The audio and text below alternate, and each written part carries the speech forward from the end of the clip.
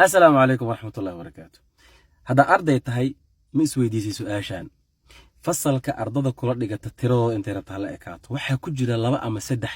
mar kasta imtixaan kasto la galo su'aal kasto la isu diro exercise kasto la isu diro assignment kasto la isu diro dadka ugu sarsareeya ah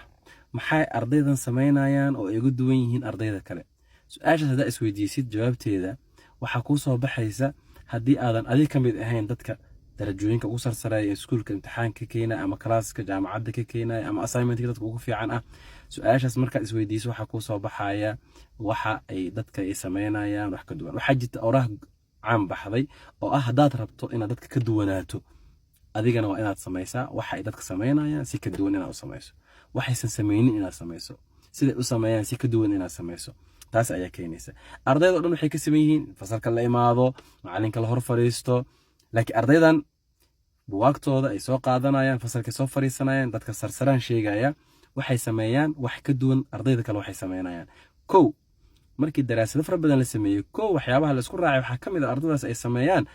in horta marka ugu horeyso classka marka imaanayaan diyaar garow ay ku imaadaan rabitaan badan ay ku imaadaan waxay rabaan way yaqaanaan markaas waxay u imaanayaan macalinka inay dhageystaan cashirka si fiican u qaataan maadadan si fiican u fahmaan iyagoo diyaarsan imaan marka waa diyaar garowga cashirka ka hor la diyaar garoobay marka labaad waxay sameeyaan inta cashirka lagu jiro macalinka ay si fiican u dhageystaan iyagoo la socdo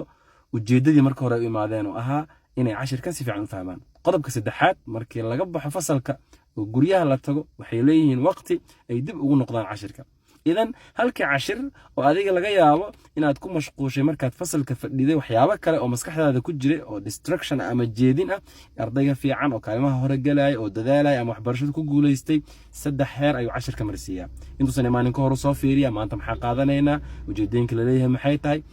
marka macalinka uu jooga ayuu dhageysanayaa si fiican ula soconayaa marka saddexaadna waa markii laga baxo classka oo guriga la tago marka waa pre study during study iyo post study saddexaas heer hadaad cashir kasta marsiiso waa la hubaa hadaadan kow noqonin dadka ugu sarsareeyanaad kamid noqonayso. Assalaamu calaykum.